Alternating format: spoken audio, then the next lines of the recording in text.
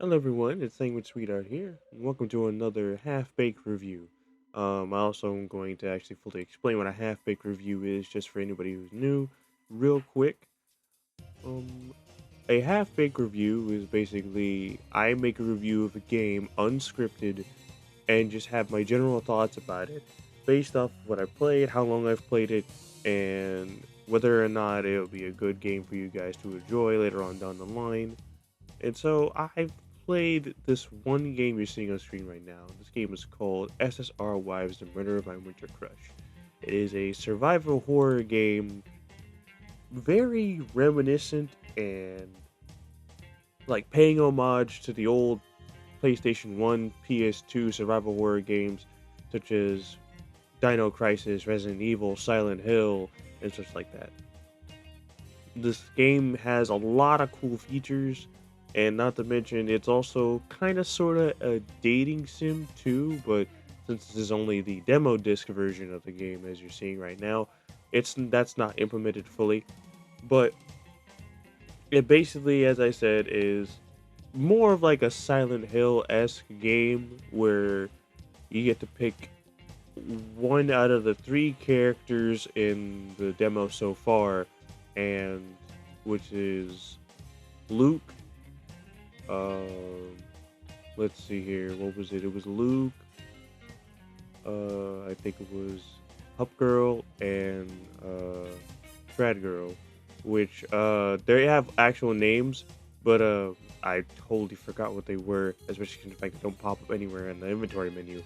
As you can see, the inventory menu is actually inspired by Resident Evil 4 because of the fact that it's like it shows the character equipping the weapons in the inventory and stuff like that. And from what I've seen and what I've played, this game is actually really, really fun. I'm not gonna lie, I haven't been looking into a lot of survival horror games lately.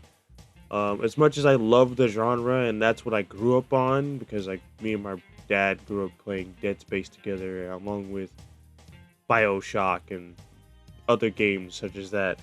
We haven't really played. I haven't really like been looking at any new survival horror games aside from me playing the Separate Ways DLC for the Resident Evil 4 remake just recently. I haven't been really looking into them solely due to the fact that I've pretty much played a good majority of them, and any of the ones that have recently been coming out either aren't coming out anytime soon, or I've already played them and I have no need, or they haven't sparked my interest. But this game so far has piqued my interest greatly because of all the mechanics it has that fit along with Resident Evil and Silent Hill. As much as I've never played a single Silent Hill game, it has that Silent Hill feel from videos I've watched of people playing 1, 2, and 3. And I'm probably planning on playing Silent Hill 1 on my PS1 emulator, to try and get like, a feel of what Silent Hill is like. But until then, it's just this game has actively made me go, oh shoot, I should probably get my hands on it, see what it's like. But the thing that actually bothers me the most is I don't typically like like look for games like this. So the fact that the game flew under my radar, even though I do have my tags for the store set up in a very specific way, I'm surprised it actually flew under my radar. I'm always on like some social medias looking for games like this, but it's kind of surprising that it didn't pop up anywhere. But aside from that, though, what is there to expect from the demo? Well, the demo has at least, if I had to gauge, an hour, maybe 30 minutes worth of gameplay where you get a little bit of combat, a little bit of exploration, puzzle solving, and sorts of like just other things that you would see in a survival horror game like this. And this isn't originally the first thing I played. Like this is not the original version I played. The other version didn't have the inventory system the way it was, and the lead pipe wasn't in the game. The able to switch cameras and stuff, all that was not in the game originally. And the dev, I'm in their Discord, and they are working hard on this game. Like literally, they just released the update. At the time of this video, the update came out literally last night, and no, not last night. At the time I posted this video, this update came out literally the night before from this footage, because I recorded it literally as soon as the update happened. So this is like completely new stuff. The new camera angles, the lead pipe, the inventory system, all this is completely new compared to the other version, which didn't have any of that. And there are also more characters you can play as down the line, but so far on the demo disc, you only can play as 3 at the moment. The 3 that I mentioned. But aside from that, this game has a lot of interesting like features and stuff, especially considering the fact that we've grown past games nowadays where there's attention to detail when it comes to games now. Like we're so engrossed in like having high-end graphics and like uber realistic like environments, but we keep forgetting the fact that the games are like are games. They're a form of art. They're a form of media, and the fact that you get rid of some like interesting, like unique things. Like for example, you'll see in a second once I actually get through this shooting range tutorial with the handgun, which is a High Point C9, which I know a lot of gun nerds who probably are gonna watch this video are gonna probably cringe at because of how High Point's reputation is. But as you can see from me examining it, you can actually fiddle and mess with the gun to just pull back the slide, check to see if there's a round chambered, and you can also like angle it at the bottom and be able to like remove the magazine from it to like see if there's any rounds in it, and just to check the gun out too and such. It actually is kind of interesting, but yeah, the devs went into very great detail on like examining equipment and stuff, especially for this handgun. And aside from that, there's also things that this game has that is like long gone from video games nowadays, such as what was it? I'm trying to remember. Oh yeah, like a mirrors, like being able to see your reflection and stuff. Various let's what was missing? Oh yeah, various like animations that actually feel nice and such. And there's just a lot of things that games like this are like completely missing from the what was it? There's a lot of things that are missing from games nowadays that this game has. And also the survival horror elements actually feel like really good survival horror elements. Like a good example is that I went walking down a hall in the second floor of this hotel, which is the or apartment complex that you start off in, and it was very, very nerve-wracking for like a multitude of reasons, because of the fact it was extremely dark and there were a lot of enemies in game that literally could like sneak up on you and stuff like that. Especially since this is the demo disc, so you're not gonna deal with like any like super big enemies yet. You're just dealing with like insects and stuff, and it's actually quite cool that this game has so much detail and so many things in it that not a lot of games have. Another thing that I will say is that this game also has tank controls. When we had tank controls, is that this game has two various controls. It has traditional tank controls, which is basically you move forward and then you turn like in place, but you move forward and you turn as well. Like kind of like you sit still, you turn, move forward, and then you can turn while moving forward, and you can move backward. But it's kind of like slow, as like a tank, as people have said. But there's also like the normal third person movement, where like the analog stick moves you around without needing to like have like the tank controls be active.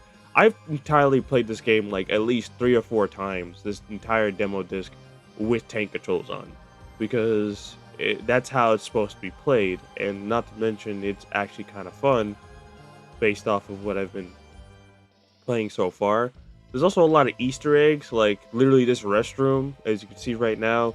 There's an Easter egg where if you turn the lights off and go in the first person, which I didn't do because I forgot that in order to go in first person, you have to have a melee, don't have to have a melee weapon equipped. I think I realized that and unequipped it, or maybe I was just trying to figure out what was like there, what I was trying to see in the mirror. But basically, if you have your melee weapon unequipped and you actually look through the mirror in the dark with the flashlight on, you get to see something staring directly at you, pulsating and moving in the dark.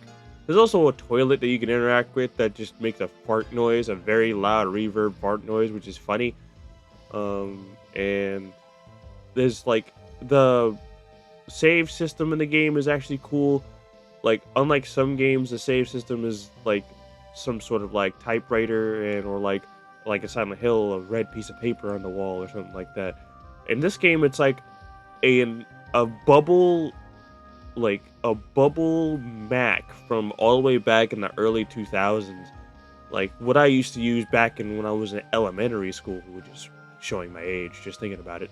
Um, Not to mention the combat in the game, aside from what you saw from the gun combat and stuff like that, the combat melee wise is actually kind of pretty satisfying because you got so many melee options, and the fact that fighting enemies feels like weighty, meaty, like it actually feels like you're actually dealing damage.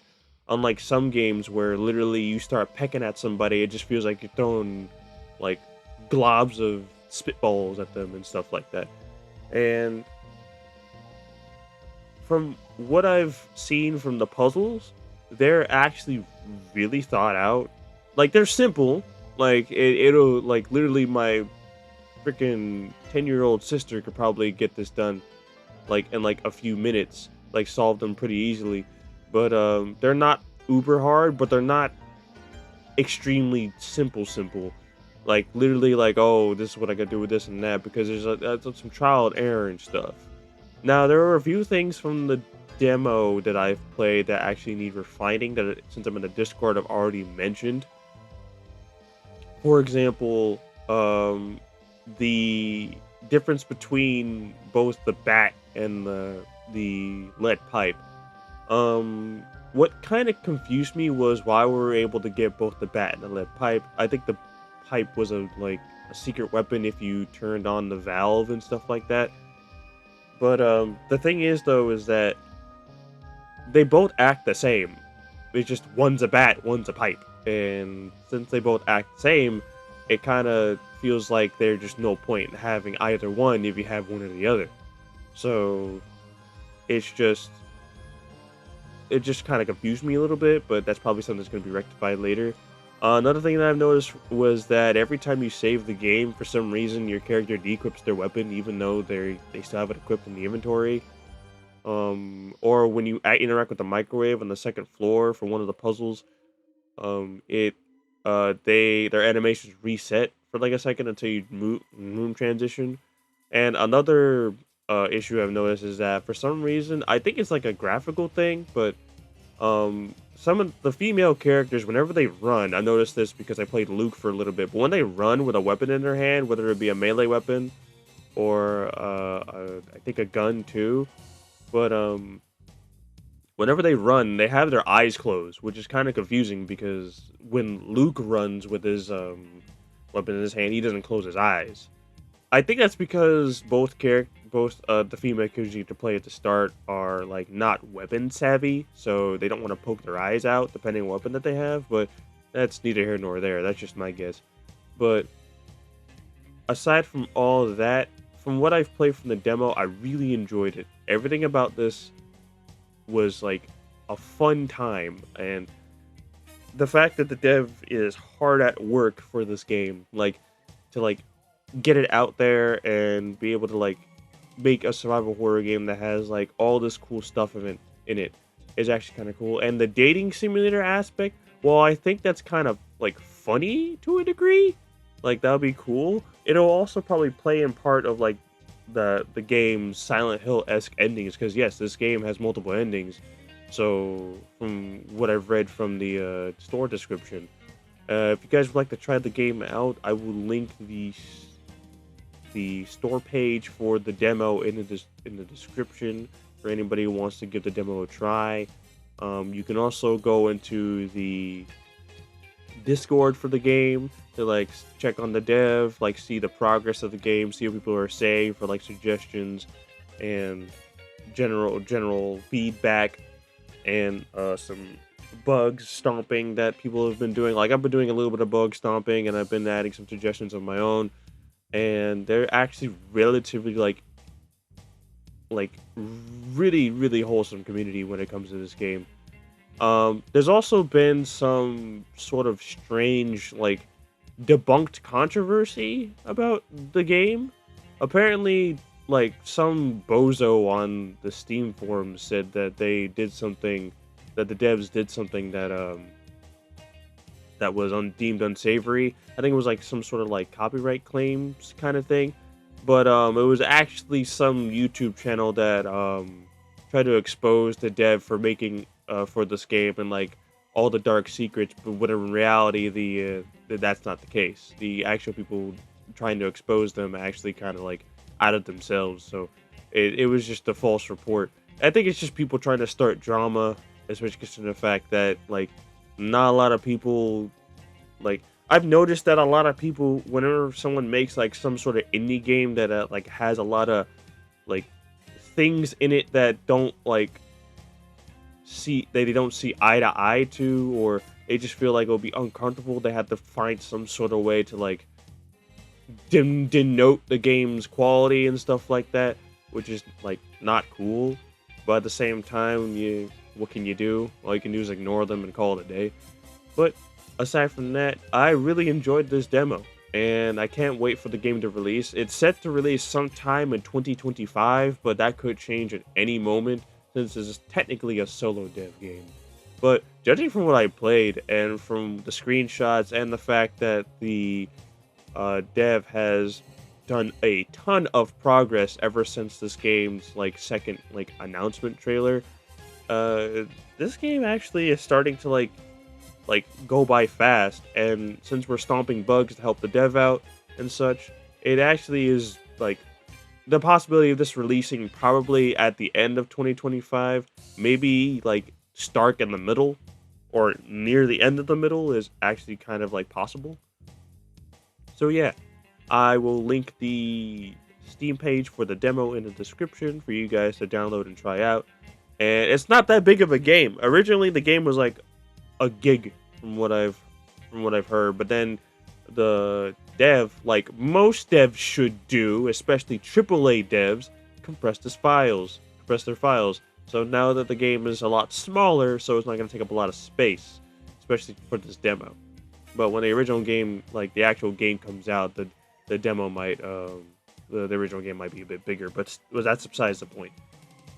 I will, as I said, link will be in the description. You guys enjoyed the video, and I hope you guys enjoy my next video whenever I get that done. I do have a Halo video coming out.